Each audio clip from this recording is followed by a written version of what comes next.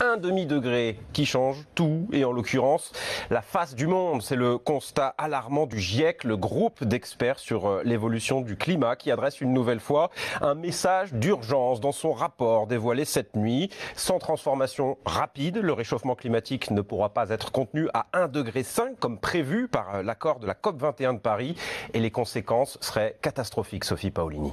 C'est maintenant que tout se joue, le message du GIEC est sans appel. Alors que le réchauffement climatique actuel est de 1 degré, une action urgente est indispensable pour contenir ce réchauffement à 1,5 degré maximum d'ici la fin du siècle et surtout éviter d'atteindre 2 degrés de plus. Car ce demi-degré d'écart aurait des conséquences irréversibles sur les écosystèmes ou sur la vie sur Terre. Vagues de chaleurs extrêmes, élévation du niveau de la mer ou disparition d'espèces. Il faut donc agir et vite avec un impératif majeur pour les scientifiques, réduire massivement les émissions de gaz à effet de serre. Nous sommes à un moment clé de notre histoire, a d'ailleurs répété Amjad Abdullah, négociateur en chef de l'Alliance des petits États insulaires gravement en péril.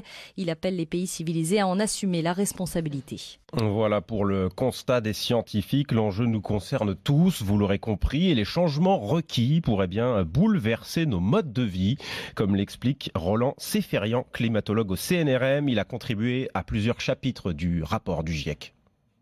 Aujourd'hui, les activités humaines, que ce soit la combustion de carburants fossiles, les transports, conduisent à émettre 40 milliards de tonnes de CO2 dans l'atmosphère chaque année. Pour arriver à limiter le réchauffement en deçà de 1,5 degré d'ici à la fin du siècle, il faudrait réduire de moitié ces émissions d'ici 2030. En l'occurrence, un réchauffement de 2 degrés par rapport à 1,5 degré correspond à une hausse du niveau de la mer de 10 cm.